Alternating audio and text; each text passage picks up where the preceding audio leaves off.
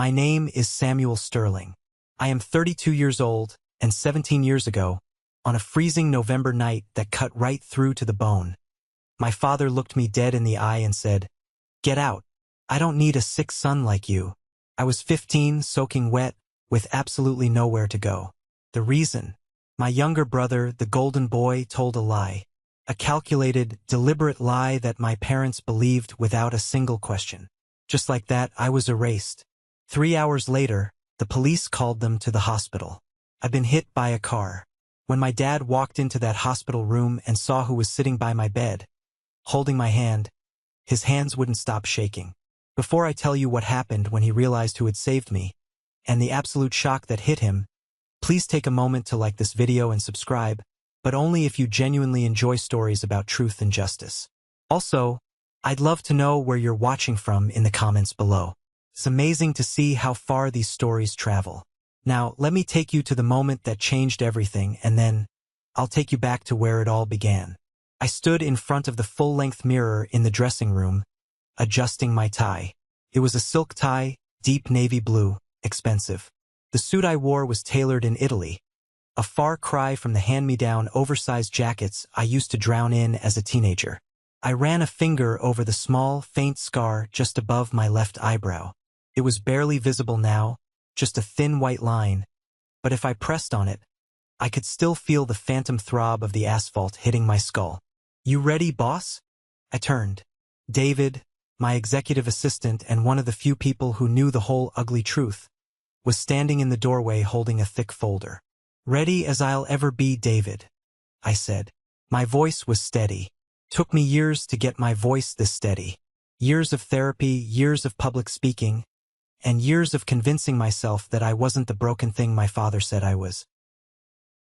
"They're here," David said, stepping into the room and closing the door behind him. "VIP section, row 3, just like you predicted. They took the bait." I felt a cold tightening in my stomach, but I didn't let it show. "Do they know?" "Not a clue," David smirked. "The program just lists the speaker as the director of the Lighthouse Foundation. No name. They think they're here to hobnob with the elite, maybe secure some funding for your dad's failing business.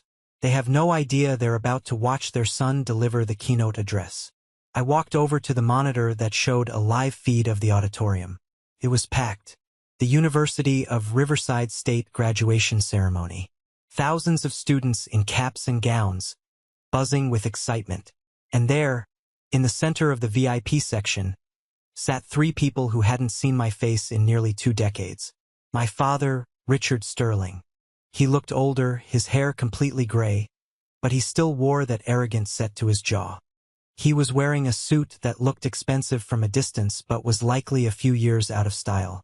He was leaning in, talking to the man next to him, probably trying to network, probably trying to sell something. My mother, Patricia.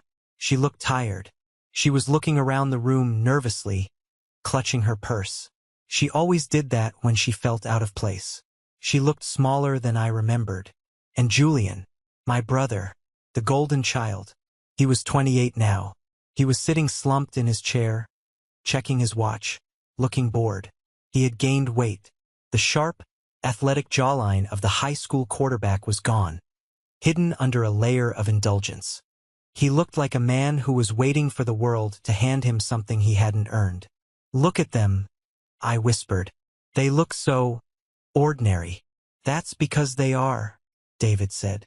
"They don't have power over you anymore, Samuel." I nodded, but my hands were clenched in my pockets. It wasn't just about power. It was about the narrative. For 17 years, they had controlled the story. They had told the neighbors I ran away. They had told the extended family I was mentally unstable, that I was on drugs, that I was sick. They had painted over my existence with a brush of shame to protect their precious reputation. To protect Julian. Tonight, I was going to take the brush back. "Dr. Smith is here too," David added gently. "Front row." She drove the Porsche. I smiled for the first time that night. Of course she did. She knows I love that car. She said to tell you, chin up, shoulders back. Tell the truth, and let the chips fall where they may. I took a deep breath. The air in the dressing room felt cool, recycled, sterile. It was a stark contrast to the air that night. The night I left. That air had been heavy, wet, and freezing. I could almost smell the ozone of the storm. I closed my eyes and let the memory wash over me. I needed to feel it. I needed to remember the cold. I needed to remember the exact pitch of my father's voice when he threw me away. It was strange how memory worked. I could barely remember what I had for breakfast yesterday, but I could remember the pattern of the rug in the hallway where I fell. I could remember the sound of the rain hammering against the siding of the house like 1,000 angry fists. I opened my eyes. "Let's go, David." We walked down the long concrete hallway backstage. Students were lining up, adjusting their caps, giggling, taking selfies. They had their whole lives ahead of them. They had families out there waiting to cheer for them, to hold up signs, to hug them afterwards. I didn't have that. Not in the traditional sense. My biological family was out there, yes, but they weren't there to cheer for me. They were there because they thought it would benefit them. They were there because they were chasing status. I stopped at the edge of the curtain. The stage lights were blindingly bright. I could hear the hum of the crowd, a living, breathing ocean of people. "5 minutes, Mr. Sterling," the stage manager whispered, tapping her headset. I nodded. I looked at the folder in David's hand. Inside were the deeds, the financial records, the truth about Julian's success, and the speech. "You know," I said to David, keeping my voice low so the students nearby wouldn't hear, "I used to dream about this moment. When I was 16, living in the guest room at Dr. Smith's house, I used to fantasize about winning the Nobel Prize or becoming the president, just so they would see my face on TV and realize what they threw away. And now," David asked. "Now, I don't care about them seeing me," I said, straightening my cuffs. "I care about the truth. I care about making sure no other kid has to go through what I did." I looked through the gap in the curtains one last time. I zeroed in on my father. He was laughing at something the man next to him said, a fake, boisterous laugh that I knew well. It was the laugh he used when he was trying to impress someone richer than him. He had no idea that the man he was trying to impress, President Walsh of the university, already knew everything. He had no idea that the scholarship fund he was hoping to tap into for Julian's business venture was controlled by the son he had discarded. He had no idea that in about 20 minutes, his entire world was going to capsize. "Mr. Sterling," the announcer's voice boomed over the speakers, muffled from where I stood. "Please welcome the director of the Lighthouse Foundation." This was it, the point of no return. I stepped forward, leaving the shadows of the wings. The lights hit me. But to understand why this moment mattered, to understand why my father's hands would shake, and why my brother looked like he'd seen a ghost, we have to go back. We have to go back to the suburbs, to the perfectly manicured lawn, to the house that looked perfect from the outside but was rotting from the inside. We have to go back to the boy who was invisible. I learned early on that, in the Sterling household, Julian's tears were louder than my achievements. We lived in a 2-story colonial in a suburb that prided itself on appearances. My father, Richard, sold high-end insurance packages, and my mother, Patricia, was a stay-at-home mom who treated the local PDA like a royal court. And then there were the sons. Julian was 2 years younger than me. By the time he was 10, he was already the golden child. He had the bright blue eyes, the easy charm, the athletic build. He was the kind of kid who could break a vase and somehow get an apology from the vase. I was Samuel. Dark hair, quiet, bookish. I liked coding and chemistry. I was awkward. I wore glasses. And worst of all, in my father's eyes, I wasn't alpha. The cracks started small. It was the way Mom would pile Julian's plate high with food first. It was the way Dad would ask Julian about his pee-wee football practice for 20 minutes, then glance at me and say, "Do your homework?" before turning back to the TV. I learned to be small, to take up less space, to be a ghost in my own home. I thought if I caused zero problems, if I got perfect grades, if I was the model son, they would eventually love me the way they loved him. I was wrong. When I was 12, I won first place at the regional science fair. It was a huge deal. I had built a small robotic arm that could sort recyclables using sensors. I had beaten out 8th graders. The judges told me I had a future in engineering. They gave me a giant blue ribbon and a trophy. I ran out to the parking lot, clutching that trophy like it was the Holy Grail. I saw our family minivan. I yanked the door open, beaming, ready to show them. I won, I shouted. Mom shushed me immediately. Samuel, keep it down. I froze. In the back seat, Julian was sniffling. He was holding his wrist. What happened? I asked, my smile faltering. He tripped coming off the bleachers, Dad said, starting the engine. He didn't even look at my trophy. We have to go to urgent care. He might have sprained it. But I won first place, I whispered. That's nice, Mom said, turning around to stroke Julian's hair. Oh, my poor baby. Does it hurt? We'll get you ice cream after the doctor. Okay? We spent 4 hours in the waiting room. Julian didn't have a sprain. He didn't even have a bruise. The doctor said he was fine. But on the way home, they bought him a double-scoop sundae to make him feel better. I sat in the very back of the van holding my trophy. Nobody asked to see it. Nobody asked how the robot worked. When we got home, I put the trophy on my bookshelf. 2 days later, I found it in the trash. Mom said she was decluttering and thought it was just a plastic toy. That was the pattern. Julian needed attention. Julian was sensitive. Julian required careful handling. Samuel? Samuel was just there. By the time we hit our teenage years, the dynamic shifted from neglect to something darker. Julian realized he could use his status as the favorite as a weapon. It started with small lies. He'd break a plate and say, I did it. I'd deny it, but Dad would just sigh, Samuel, stop lying. Be a man and own up to it. I would get grounded. Julian would get a smirk. But the real turning point, the moment I realized I wasn't just unloved but actively disliked, happened when I was 14. My grandmother, my dad's mom, had moved into a nursing home. She was the only one who ever really saw me. She used to sneak me $5 bills and tell me I was the smart one. When she got sick, Dad kept a stash of cash in his home office, about $500. That was meant for her special medication that insurance wouldn't cover. One afternoon, I came home early from school and heard noises in the office. The door was cracked open. I saw Julian, then 12, rifling through the desk. He stuffed a handful of bills into his pocket. Julian, I said, pushing the door open. He jumped, whirling around. Get out. Put that back, I said, stepping forward. That's Grandma's medicine money. No, he sneered. I need a new game console. Mom said I couldn't have one until Christmas. I'm not waiting. I'm telling Dad, I said, turning to leave. If you tell him, Julian said, his voice dropping to a low, cold tone that didn't sound like a 12-year-old. I'll tell him you stole it, and I'll tell him you hit me to make me keep quiet. I hesitated. He won't believe you, won't he? Julian smiled. It was a terrifying smile. Who does he always believe, Sam? The sick one? Or me? He was referring to a new label Dad had started using.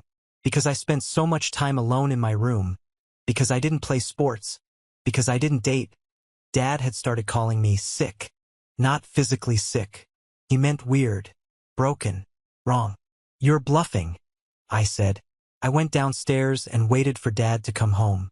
When he walked in, I opened my mouth to speak, but Julian came bounding down the stairs, tears already streaming down his face. Dad, Julian wailed. Sam took the money. I saw him, and when I tried to stop him, he shoved me. I stood there paralyzed. What? No, Dad, he's lying. He has the money in his pocket. Dad didn't even check Julian's pockets. He looked at me, his face twisting into a scowl of pure disgust. He walked over to me, grabbed me by the collar of my shirt, and shoved me against the wall. You steal from your own dying grandmother? He spat. What is wrong with you? Are you on drugs? Is that it? Check his pockets. I screamed. Just check his pockets. Don't you dare blame your brother, Dad roared. I know who you are, Samuel. I see you sneaking around. You're a sneak. You're ungrateful. He grounded me for 3 months. He took my door off its hinges so he could keep an eye on me. He told everyone, my aunts, my uncles, the neighbors, that I had a stealing problem. I never saw that money again. Julian got his game console a week later. He told Mom he found it at a garage sale for cheap. She believed him, or maybe she pretended to. That was the moment I stopped trying to win them over. I realized I was living in a rigged game. I stopped arguing. I stopped defending myself. I just focused on survival. I focused on my grades, my coding, my plan to get into a college far, far away. I thought I could wait it out. I thought I just had to make it to 18. But I underestimated Julian.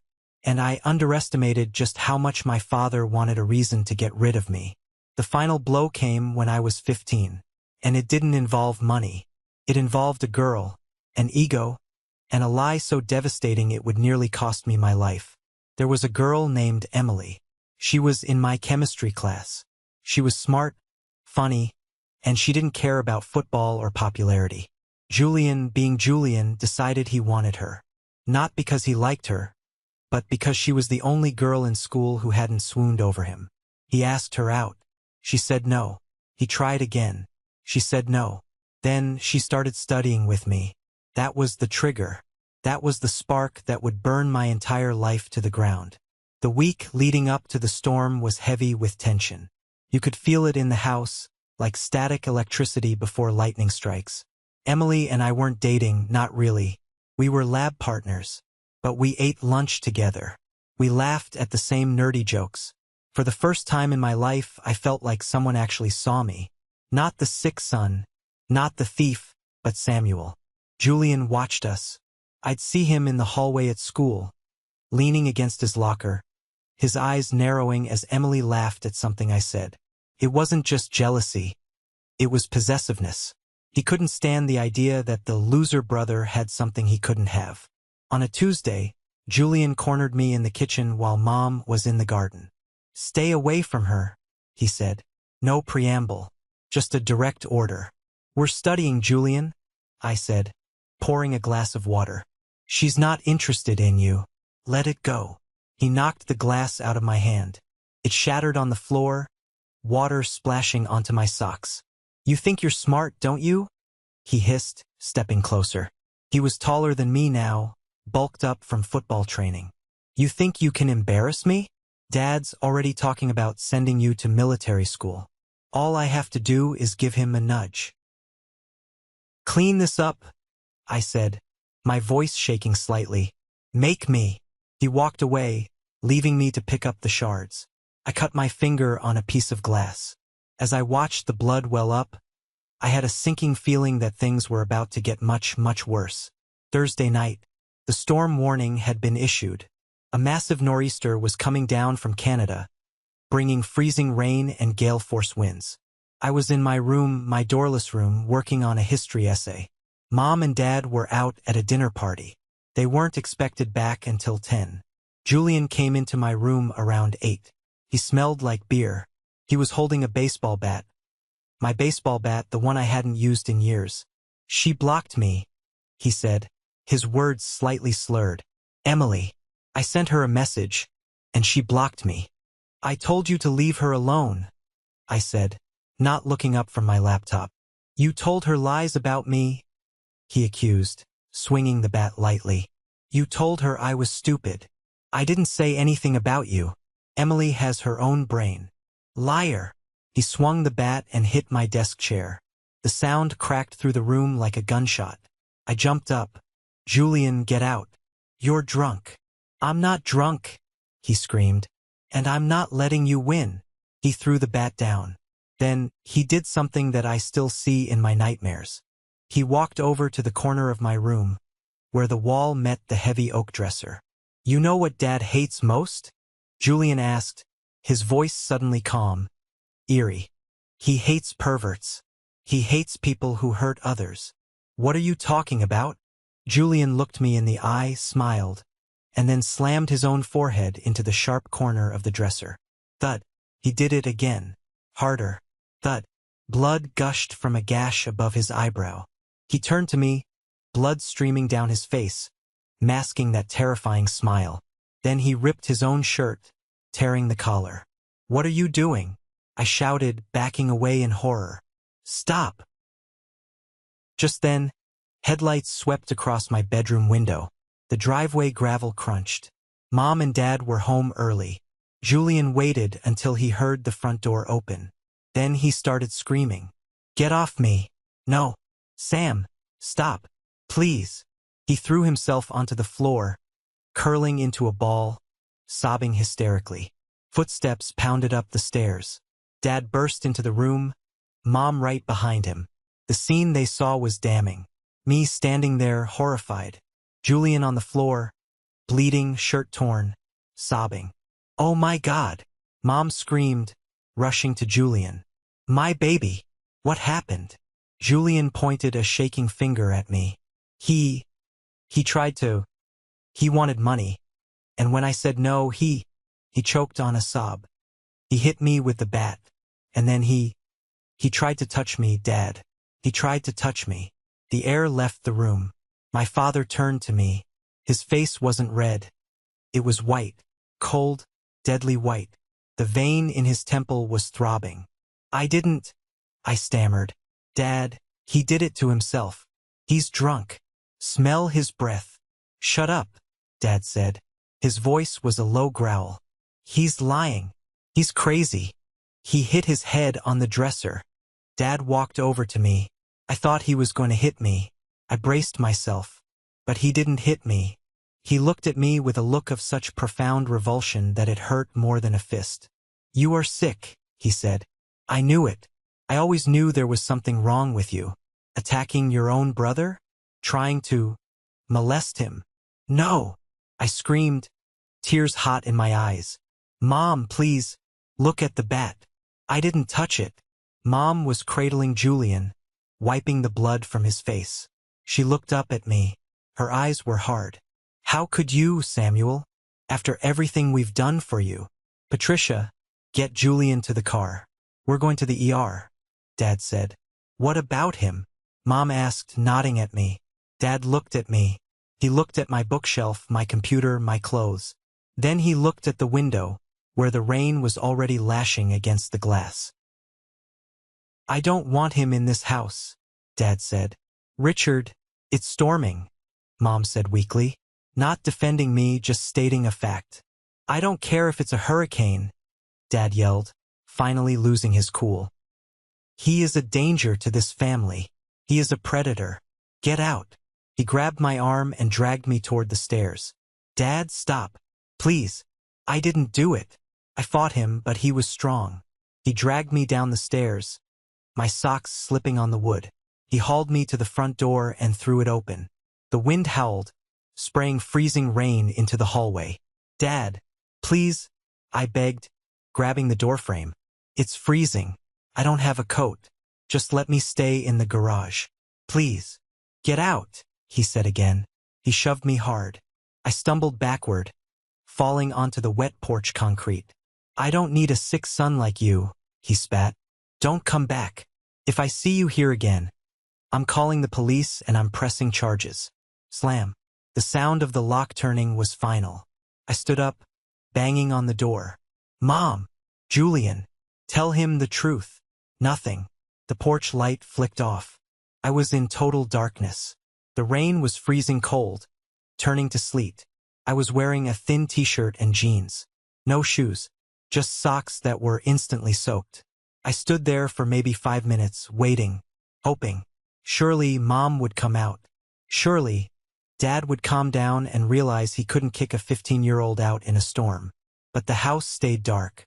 I saw the garage door open, and the minivan backed out. I ran toward it, waving my arms. "Dad, stop." He didn't even tap the brakes. He drove right past me, the taillights disappearing into the rain. They were taking Julian to the hospital. They were leaving me behind.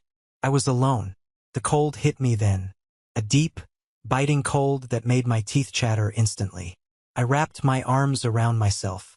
I had to go somewhere. I couldn't stay on the porch. The wind was whipping the rain right onto me.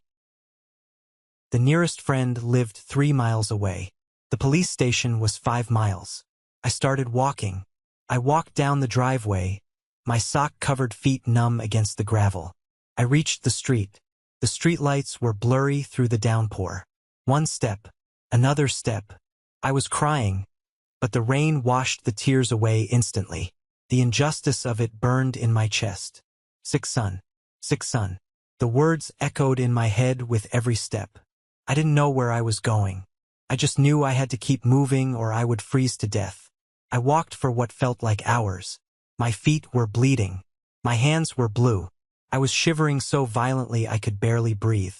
I reached the main road. The intersection was dark. The storm had knocked out the traffic light. I stepped off the curb. I didn't hear the car. The wind was too loud. I just saw the lights. Blinding, white lights cutting through the darkness.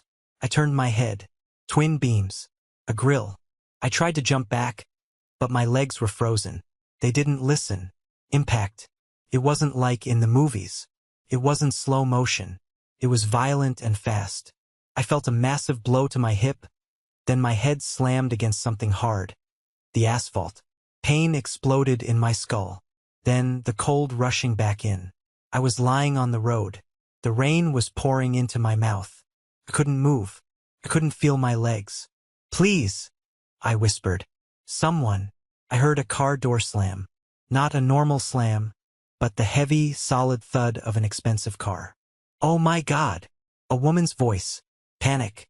Authority. Footsteps splashing through the puddles. A face appeared above me. A woman with silver hair, soaked by the rain, wearing a silk blouse that was clinging to her skin. She looked terrified. Don't move, she commanded. She stripped off her coat, a heavy, expensive wool trench coat, and laid it over me. I've called 911. Stay with me, son. What's your name? Samuel, I choked out. Blood bubbled on my lips. Okay, Samuel. I'm Eleanor. You're going to be okay. My dad, I whispered.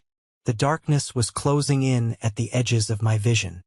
We'll call your dad, she promised, holding my freezing hand. Her hand was warm. She wore a ring that felt smooth against my skin. No, I managed to say. He said get out. He said, I'm sick. I saw her eyes widen. The rain dripped from her nose onto my cheek. He did what? She whispered. Don't let him hurt me, I said. And then the world went black. Waking up was a slow, agonizing process. It started with the smell. Antiseptic. Bleach. That distinct, sharp smell of a hospital. Then came the sound. The steady rhythmic beep. Beep. Beep of a monitor. The low hum of voices. I tried to open my eyes. It felt like my eyelids were glued shut. My head throbbed with a dull, heavy pressure, like a vice grip was tightened around my skull. My left leg was heavy, encased in something rigid. He's coming around, a soft voice said. I forced my eyes open. The light was blinding. I blinked rapidly, trying to focus. A woman was sitting in the chair next to my bed. It was the woman from the rain, Eleanor. Her silver hair was dried now, pulled back in an elegant bun. She was wearing a different set of clothes, clean, sharp, professional, but she looked exhausted. Her eyes were red-rimmed. Samuel? She asked gently. Where? My throat felt like sandpaper.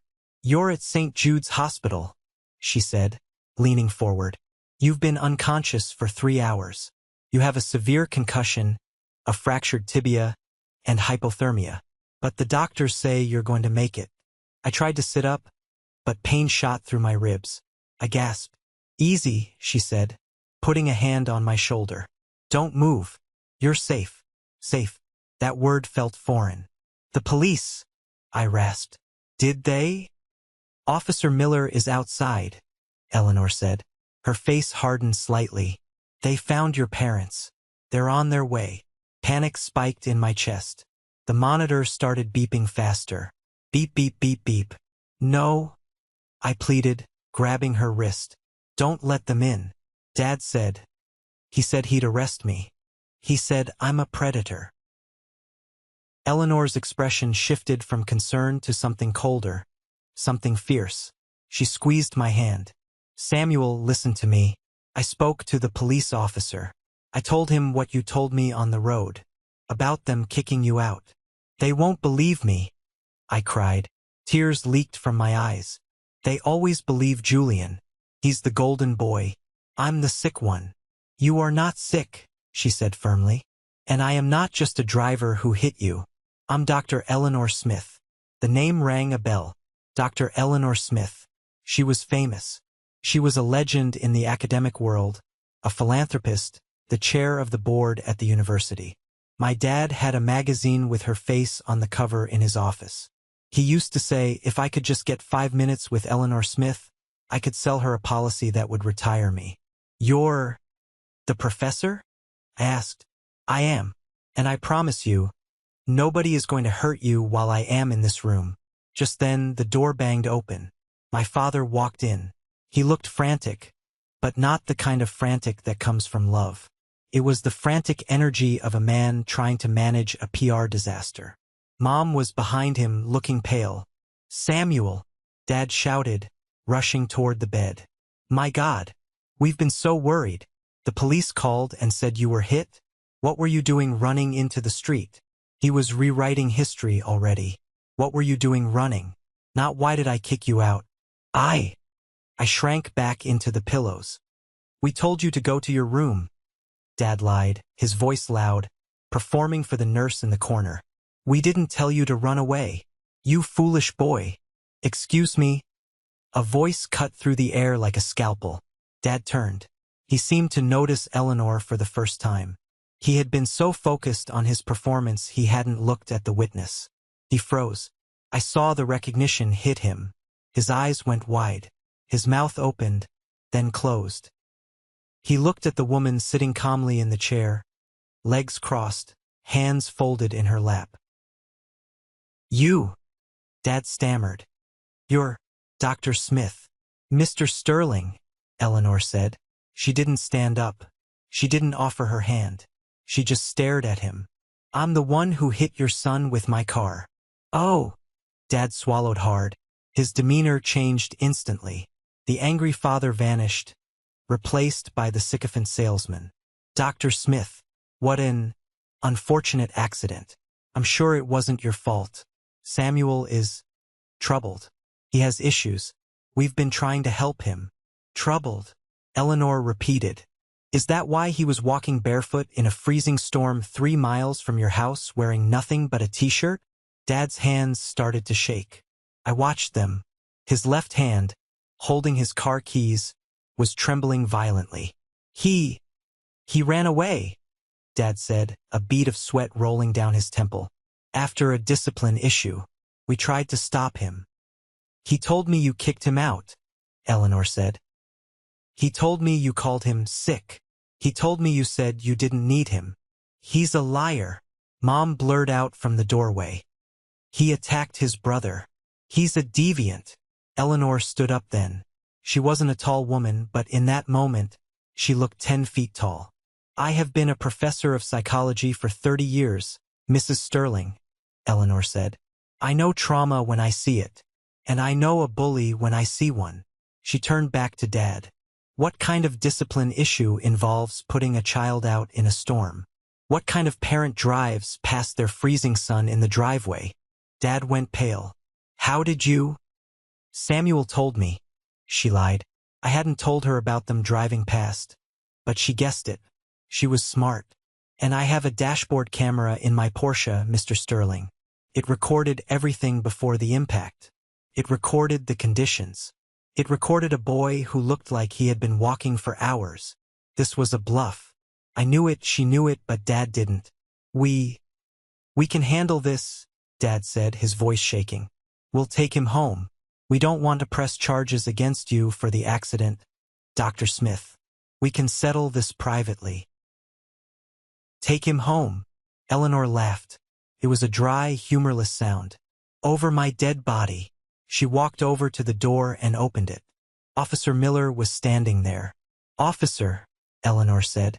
I'd like to make a formal statement, and I believe Samuel would like to speak to a social worker.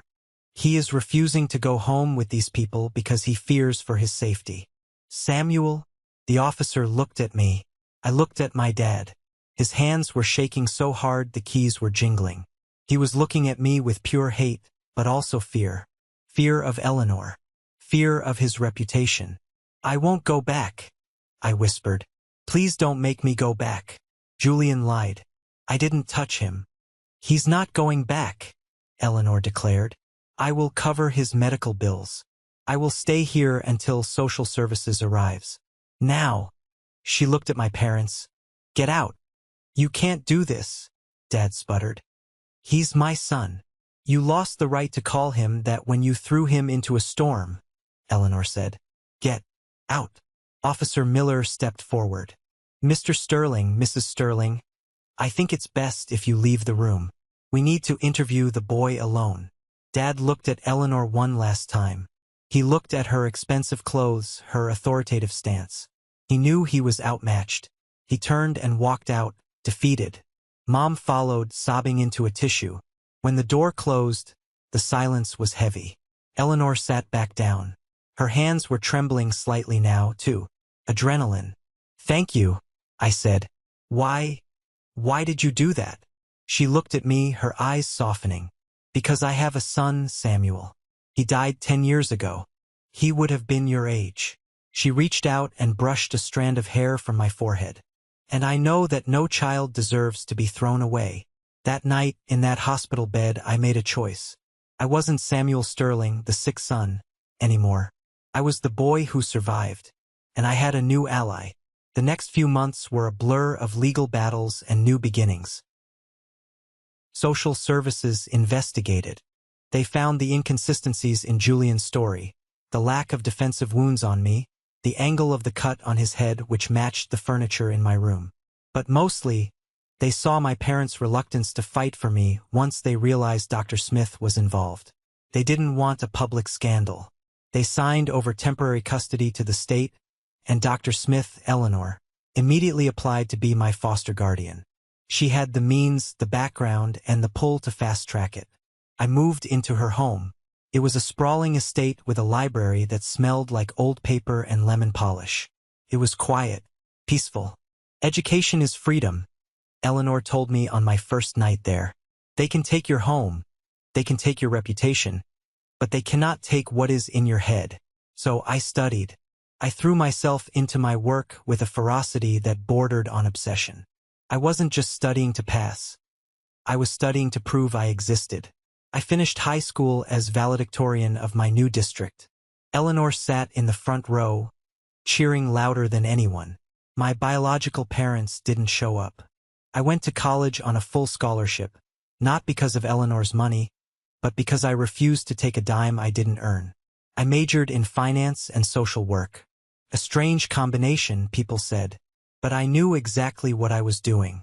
I needed to understand money to make it, and I needed to understand the system to fix it. I started the Lighthouse Foundation when I was 25. It began as a small mentorship program for foster kids.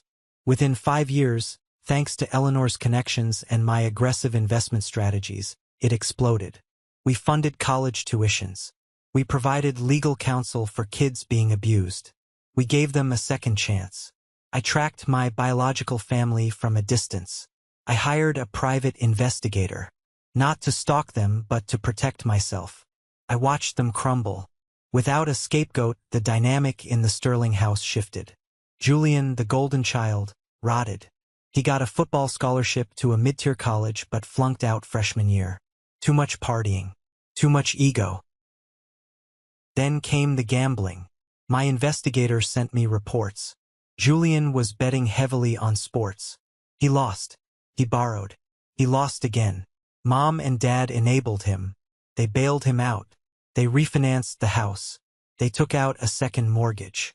They drained their retirement accounts. College fund? Gone. Inheritance? Vaporized. By the time I was 30, my father's insurance business had collapsed because he was too busy trying to fix Julian's messes to work. They were drowning in debt.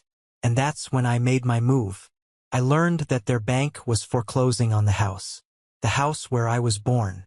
The house where I was kicked out. I used a shell company, SS Holdings, to buy the debt. I bought the mortgage. Technically, I owned their house. I could have evicted them the next day. I could have sent the sheriff to throw them out on the street. But I didn't. Not yet. I let them stay. I let them sweat. I let them wonder who this mysterious investor was who now held the deed to their lives. Then the invitation came. The University of Riverside State. Julian was finally graduating. It had taken him 10 years, 3 different colleges, and thousands of dollars in donations from Dad. Money they didn't really have. To get a degree in general studies. President Walsh, a close friend of Eleanor's, invited me to give the keynote address. "They'll be there," Eleanor said over dinner one night. We were eating salmon on the patio. Her Porsche was parked in the driveway, gleaming under the lights. "I know," I said. "Are you doing this for revenge?" she asked, looking me over her wine glass. "No," I said, and I meant it. Revenge is petty. Revenge is slashing tires or spreading rumors. This is justice. This is revealing the truth. "They think you're dead or in jail," she reminded me. "The last rumor I heard from their neighbors was that you were serving time for drugs in Nevada." I laughed. I checked my phone. My bank balance was healthy. My reputation was spotless. Let them think that. It will make the surprise better. "Just remember," Eleanor said, reaching across the table to squeeze my hand, "you are not that boy anymore. You are Samuel Sterling. You are my son in every way that matters." "I know, Mom," I said, and it was the first time I called her that without thinking. So here we are, back in the wings of the auditorium. The announcer's voice faded. The applause started. It was polite, tepid applause for a speaker they didn't know. I stepped out onto the stage. The spotlight hit me. I walked to the podium, placing my hands on the polished wood. I looked out at the sea of faces. I found them immediately. Row 3. Dad was clapping politely, looking bored. Mom was fixing her hair. Julian was checking his phone. They didn't recognize me. Not yet. I had filled out. I had a beard now, trimmed and neat. I carried myself with the confidence of a CEO, not the hunch of a beaten dog. "Good evening, graduates, faculty, and families," I said into the microphone. My voice boomed through the hall. Dad looked up. He squinted. He tilted his head. "Today, we celebrate your achievements," I continued. "We celebrate your future. But before we look forward, I want to look back. I want to tell you a story about a stormy night 17 years ago. I saw Mom freeze. Her hand went to her throat. I want to tell you about a 15-year-old boy," I said, locking eyes with my father, "who was told by his own father that he was sick, that he was broken, that he was unwanted." The audience went quiet. The polite shifting in seats stopped. That boy was kicked out into a freezing rainstorm because his brother? I looked at Julian. Julian dropped his phone. His mouth fell open. Because his brother told a lie to cover up his own inadequacy. Whispers started to ripple through the VIP section. People were looking at the Sterlings. Dad was red, turning purple. He started to stand up. "That boy," I said, my voice rising, walked 3 miles in the freezing rain until he was hit by a car. Dad sat back down, collapsing as if his strings had been cut. He lay on the asphalt, bleeding, thinking he was going to die unloved. But then, a stranger stopped. I gestured to the front row. A stranger in a Porsche Cayenne. A woman who didn't care about the mud or the blood. A woman who saw a child in need, not a sick problem to be discarded. Dr. Smith stood up. She turned to the crowd and waved briefly. The students cheered for her. They knew her as the board chair. "That woman," I said, my voice thick with emotion, "is Dr. Eleanor Smith. She took that boy in. She raised him. She taught him that family isn't blood. It's who stays when the storm hits." I took a deep breath. This was it. "And that boy," I leaned into the microphone, "that boy is standing before you today. The silence that followed was absolute. It was a vacuum, sucking the air out of the massive auditorium. Then the realization hit. Oh my God! Someone in the front row whispered loudly enough for the microphone to pick up. I watched my father. His face was a mask of pure, unadulterated horror. He wasn't looking at me with anger anymore. He was looking at me like I was a tidal wave about to swallow him whole. His hands, those hands that had shoved me, dragged me, pointed at me, were shaking violently. He gripped the armrests of his chair so hard his knuckles were white. Mom was crying. Not the manipulative tears she used to shed for Julian, but real tears of shock. She had her hands over her mouth, shaking her head as if to deny reality. And Julian looked small. The arrogance was gone. He looked like the terrified 12-year-old who stole money from grandma. Only now, there was no one to bail him out. My name is Samuel Sterling, I announced, reclaiming the name they had tried to tarnish. And I am the director of the Lighthouse Foundation. A gasp rippled through the crowd. The Lighthouse Foundation was famous on campus. We had funded half the scholarships for the students sitting in this room. I built this foundation, I continued, keeping my eyes fixed on my family. For kids who fall through the cracks. For the kids whose parents choose reputation over truth. For the kids who are called sick, simply because they don't fit the mold. I saw a security guard step toward the VIP section, sensing the tension. Dad was trying to stand up again, maybe to run, maybe to shout, but his legs seemed to fail him. I'm telling you this, I addressed the graduates, breaking eye contact with my family. Not to air grievances, but to tell you that your origin does not define you. You can be rejected. You can be erased. You can be broken, but you can rebuild. I pointed to the scar on my forehead. This scar is from the pavement that night. It reminds me every day that I survived. And because I survived, I made it my mission to ensure that truth always wins. Eventually, I looked back at Julian. My brother Julian is graduating today, I said. The crowd turned to look at him. He shrank down in his seat. Congratulations, Julian. I know it took you a long time to get here. I know about the gambling debts. I know about the lies. Julian's face went gray. But I also know that everyone deserves a second chance. If they earn it. I paused. My father, I said, looking at Richard, called me sick. He threw me away. But looking at where I am, and looking at where you are, I let the sentence hang. The contrast was obvious. I was the keynote speaker, a philanthropist, a success. He was a failing businessman sitting in a seat he couldn't afford. I think we all know who was truly sick that night. The audience erupted. It wasn't polite applause this time. It was a roar. Students stood up. They were cheering for the underdog. They were cheering for justice. It was a thunderous wave of validation that washed over me, cleansing 17 years of shame. I saw Eleanor in the front row, tears streaming down her face, clapping her hands high above her head. She mouthed, "I'm so proud of you." My father couldn't take it. He scrambled out of his seat, pushing past the people in his row. He looked like a rat fleeing a sinking ship. Mom followed him, head down. Julian tried to leave, but his path was blocked by his own classmates who were standing up to cheer. He was trapped in the middle of his own humiliation. I finished my speech. Build your own families. Speak the truth. And never, ever let anyone tell you that you are disposable. Thank you. I stepped back from the podium. The ovation lasted for 3 minutes. As I walked off stage, my heart was pounding, but it wasn't racing from fear. It was racing from adrenaline. I felt light. I felt free. This is the moment that changes everything. This is when I finally took back the pen and wrote my own chapter.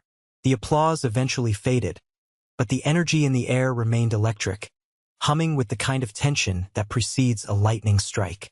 I walked off the stage, my legs feeling strangely heavy, not from fatigue, but from the sheer weight of what I had just unloaded. 17 years of silence, 17 years of being the sick secret, all evaporated in 15 minutes under a spotlight. David was waiting for me in the wings. He didn't say a word. He just handed me a bottle of water and nodded. It was a nod of respect, of shared burden. He knew the cost of that speech. He knew it wasn't a victory lap. It was an exorcism. "They're waiting," David said quietly, once I had drained half the bottle. "Security says they tried to leave through the side exit, but the press is already swarming the front. They're cornered near the VIP reception area." "Let them wait," I said. I needed a moment. I needed to let my hands stop trembling. Not from fear, never again from fear, but from the adrenaline crash. I walked toward the reception area 10 minutes later. The hallway was lined with students who stared as I passed. Some whispered, some pointed, but unlike the whispers of my childhood, these weren't filled with malice. They were filled with awe. A few brave souls said, "Great speech, Mr. Sterling," or "Thank you for saying that." I nodded, acknowledging them, but my focus was laser-sharp on the double doors at the end of the hall. I pushed them open. The reception room was chaos. Waiters were freezing with trays of champagne, unsure whether to serve or flee. In the center of the room, a circle had formed. At the epicenter was Julian. He looked like a man whose parachute had failed to open. He was pale, sweating profusely, his graduation gown unzipped and hanging off one shoulder. He wasn't alone. He was surrounded by the group of friends he had paraded around with all week. The guys he drank with, the girls he tried to impress. But the dynamic had shifted violently. They weren't laughing at his jokes anymore. They were looking at him like he was a contagion. "You said he was dead," a girl with blonde hair was saying, her voice shrill. "Julian, you told us your brother died of an overdose in Vegas. You used that story to get an extension on your thesis." I didn't say that," Julian stammered, his eyes darting around, looking for an exit. "You misunderstood. I said he was gone. Like, lost." "No, you didn't." A guy named Mark cut in. He was wearing a varsity jacket, looking disgusted. "You cried, man.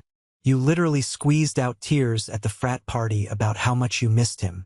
You got pity points for 3 years because of a brother who was standing right there, very much alive and clearly richer than you." "It's complicated," Julian shouted, his voice cracking. "You don't know him. He's manipulative. He's lying. He's the director of the Lighthouse Foundation, you idiot." Sarah, Julian's on-and-off girlfriend, stepped forward. She was holding her phone, scrolling through something. "I just looked it up. He's verified. He's legitimate. And you," she looked up, her eyes cold, "you owe me $2,000 for the rent you said your trust fund was going to cover. Is there even a trust fund, Julian? Or is that a lie too?" Julian opened his mouth, but no sound came out. He saw me standing by the door. His eyes locked onto mine, filled with a toxic mix of hatred and terror. "You," he hissed, pointing a shaking finger. "You did this. You ruined everything." I walked into the circle. The crowd parted for me like the Red Sea. I stopped 3 feet from him. I was taller than him now. The physical intimidation he used to wield over me when we were kids was gone. "I didn't do anything, Julian," I said calmly. "I just turned on the lights. If the room is ugly, that's on you. You humiliated us." Julian lunged forward, his fists balled up. 2 large security guards materialized from nowhere, stepping between us. They didn't touch him. They just stood there, massive walls of muscle. Julian bounced off them and stumbled back, looking pathetic. "Where are Mom and Dad?" I asked.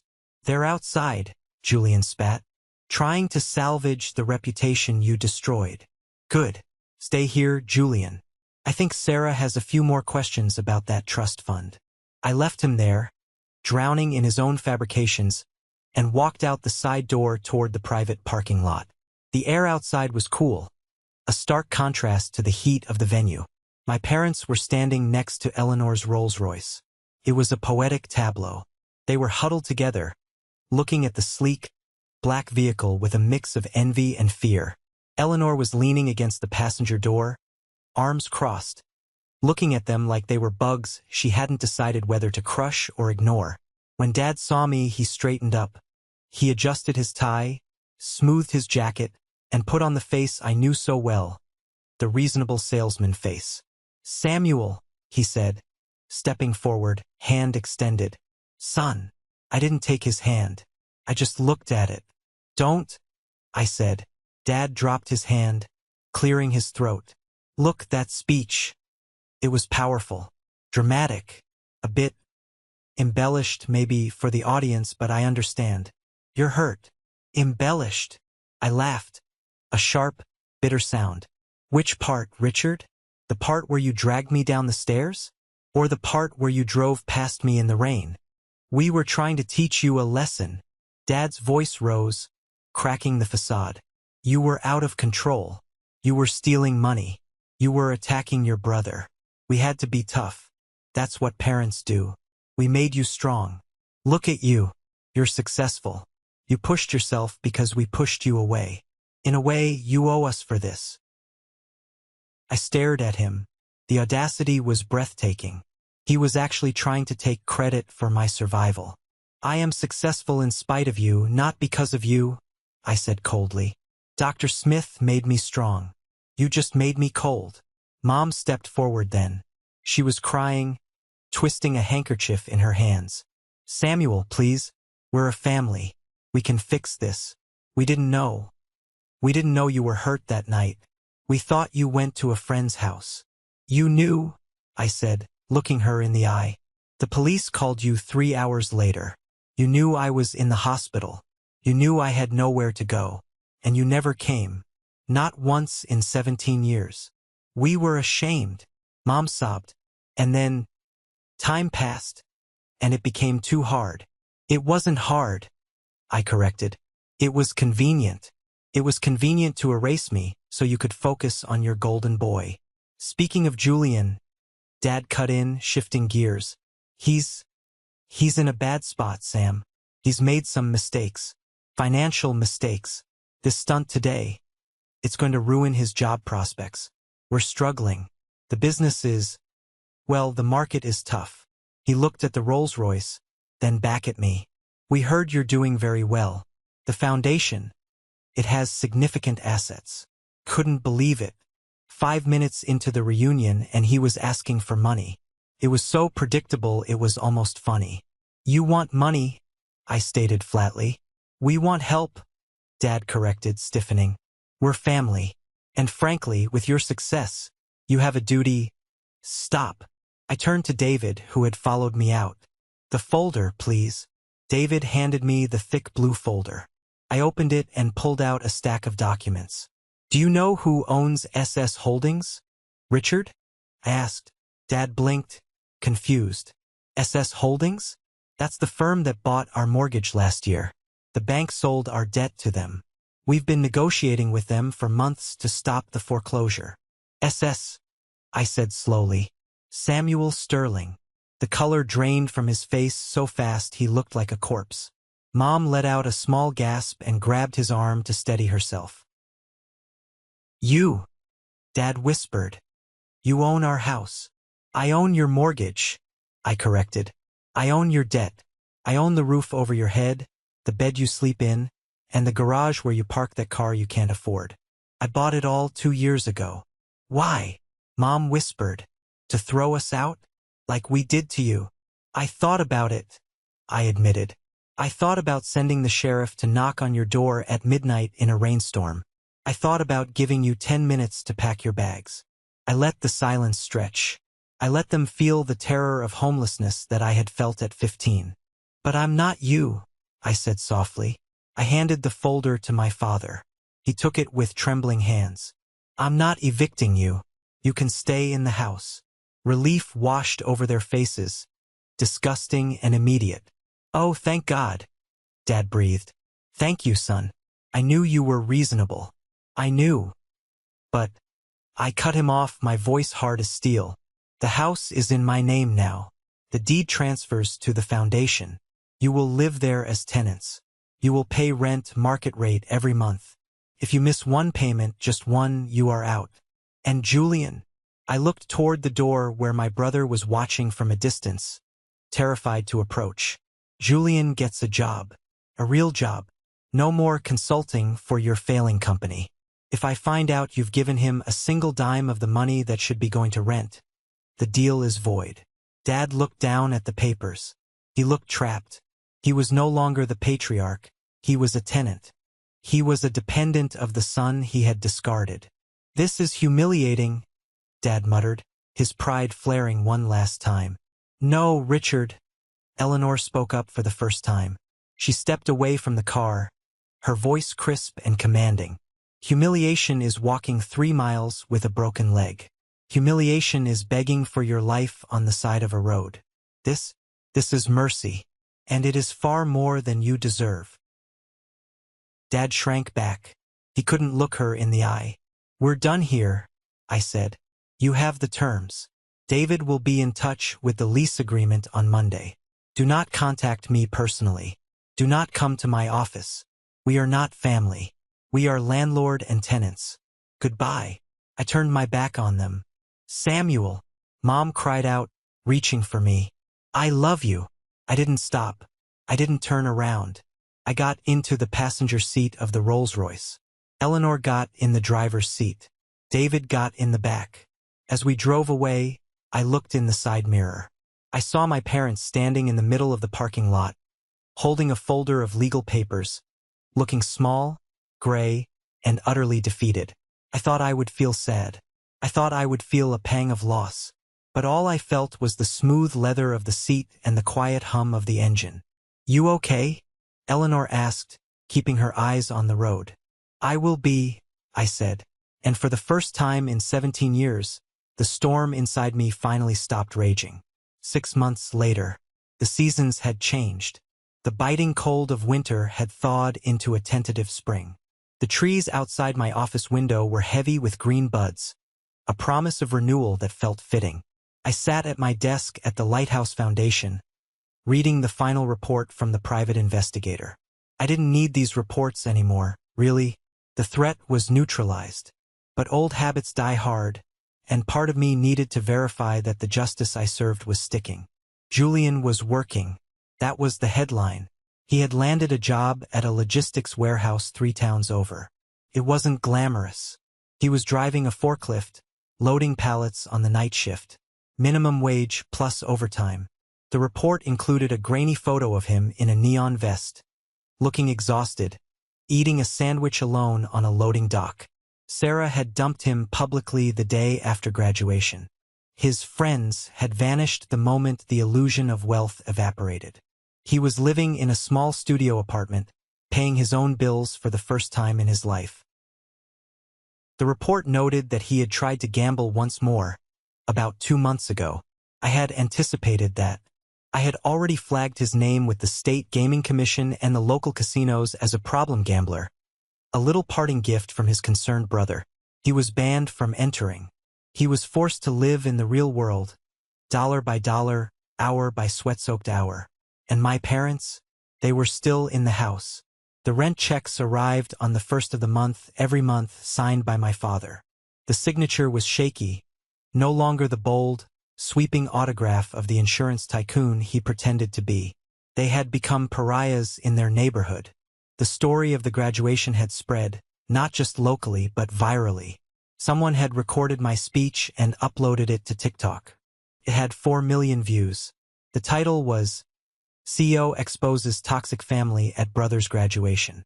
The neighbors, the ones they had tried so hard to impress for decades, now looked the other way when they saw Richard and Patricia Sterling at the grocery store. They were no longer the perfect family. They were the people who threw their child away. The shame they had tried to bury me with had finally come home to roost. I closed the file and slid it into the shredder. Whir. The paper turned to confetti. It was over. Knock, knock. I looked up. Eleanor was standing in my doorway. She was holding 2 coffees. She looked radiant, wearing a bright yellow blazer that defied her 65 years. Mom, I smiled. To what do I owe the pleasure? I was in the neighborhood, she said, sitting down and sliding a coffee across the desk. And by in the neighborhood, I mean I drove 20 minutes out of my way because I wanted to see you. How are you holding up? Today is the day, isn't it? I nodded. November 12th. The anniversary. 17 years ago today, I walked into the storm. Usually, this day was a black hole for me. A day of depression, of what-ifs. I'm surprisingly okay, I said honestly. I was just shredding the past. I gestured to the bin. Good, Eleanor said. Because the future is waiting in the lobby. What do you mean? There's a kid, Eleanor said, her eyes twinkling. His name is Marcus. He's 16. He's been sleeping in the library at the community college because his parents kicked him out for wanting to be an artist instead of a doctor. The librarian called us. My heart squeezed. It was the same story, just a different remix. Is he? He's scared, Eleanor said. He's hungry, and he thinks he's worthless. I stood up immediately. I grabbed my jacket. Send him in? Or should I go to him? He's in the conference room with David, Eleanor said. But Samuel? Yeah. Tell him the truth, she said. Show him the scar. I walked to the conference room. Through the glass wall I saw him. Marcus. He was skinny, wearing a hoodie that was too big for him, clutching a backpack like it was a life raft. He was looking at the floor, his leg bouncing nervously. I opened the door. Marcus. He jumped, looking up with wide, terrified eyes. He saw the suit. He saw the office. He saw the authority. He shrank back. I didn't steal anything, he blurted out. I was just sleeping. I smiled. It wasn't a corporate smile. It was a sad, knowing smile. I know you didn't, I said. I pulled out a chair and sat across from him. I didn't sit at the head of the table. I sat right next to him. My name is Samuel, I said. And when I was 15, I slept under a bridge for a night before a stranger found me. Marcus blinked. He looked at my expensive watch, then back at my face. You? Me? I brushed my hair back, revealing the thin white line on my forehead. My dad told me I was sick. He told me to get out. He told me I would never be anything. Marcus's eyes filled with tears. He wiped them away angrily with his sleeve. My dad said I was a waste of space. He was wrong, I said firmly. Parents are people, Marcus. And sometimes people are broken. Sometimes they are weak. But their weakness does not define your strength. I opened the folder David had left on the table. This is a scholarship application, I said. And this, I pulled out a set of keys, is for a temporary apartment we keep for emergency cases. It has a fridge full of food. It has a lock on the door that only you control. Marcus stared at the keys. His hands were shaking. Why? You don't even know me. I know you, I said, my voice thick with the memory of the rain. I am you, and I'm telling you the storm ends. It ends right now. Marcus broke down. He put his head on the table and sobbed, the deep, racking sobs of a child who has been holding the weight of the world for too long. I put a hand on his shoulder. I didn't say anything else. I just let him cry. I sat there, the director of the Lighthouse Foundation, the man who owned his parents' mortgage, the man who drove a luxury car, and I felt more connected to this shivering kid than I ever had to anyone in my biological family. That evening, I drove home to Eleanor's estate. We had a Sunday tradition, dinner, no phones, just talking. We sat on the back porch, watching the sun go down. The sky was a brilliant canvas of orange and purple. You saved him, Eleanor said softly. We saved him, I corrected. I couldn't have done it without the woman in the Porsche. She smiled, sipping her tea. You know, Samuel, people always ask me why I stopped that night. It was dangerous. It was dark. Most people would have kept driving. Why did you? I asked. I had never actually asked her that specific question. Because I saw a boy who was still walking, she said. You were limping. You were freezing. But you were moving forward. You hadn't sat down to die. And I thought, anyone with that much will to survive deserves a destination. I looked out at the horizon. I thought about Richard and Patricia, sitting in a house they didn't own, trapped in a prison of their own making. I thought about Julian lifting boxes in a warehouse, finally learning the value of $1. And I thought about Marcus, sleeping safely in a warm bed tonight. I realized then that the anger was gone. It had been replaced by a profound, quiet gratitude. My father was right about one thing. That night in the storm changed me. It broke me into 1,000 pieces. But he was wrong about the rest. I wasn't sick. I was just being disassembled so I could be put back together into something stronger. Something bulletproof. I'm happy, I said, surprising myself. I know, Eleanor said. It looks good on you. The sun dipped below the horizon, plunging the world into twilight. But I wasn't afraid of the dark anymore. I had built my own light. That brings us to the end of my journey. But in many ways, it's just the beginning. Looking back, I realized that the greatest lie I was told wasn't that I was sick or unwanted. The greatest lie was that we owe our loyalty to people who hurt us simply because we share DNA. We don't. If there is one thing I want you to take away from my story, it is this: you have the power to audit your life. Just like a business, you can look at the people around you and ask, are they an asset or a liability? Do they invest in your growth, or do they drain your spirit? My parents and my brother were emotional liabilities. They bankrupted my self-esteem to fund their own egos. Cutting them off wasn't an act of cruelty. It was an act of survival. It was the moment I stopped paying for their mistakes with my happiness. Resilience isn't about enduring abuse. It's about finding the courage to walk away from it and build a table where you are actually welcome. Now, I want to hear from you. This is the most important part for me. Has there ever been a moment in your life where you had to choose your mental peace over your family? Or maybe you found a Dr. Smith, someone who believed in you when no one else did? Please share your story in the comments. I read them. They matter. Or, if you can't find the words right now, simply comment the word "good" below. Just that one word tells me that you stand with survivors, that you believe in second chances, and that this story resonated with you. Thank you for listening. You are stronger than you know.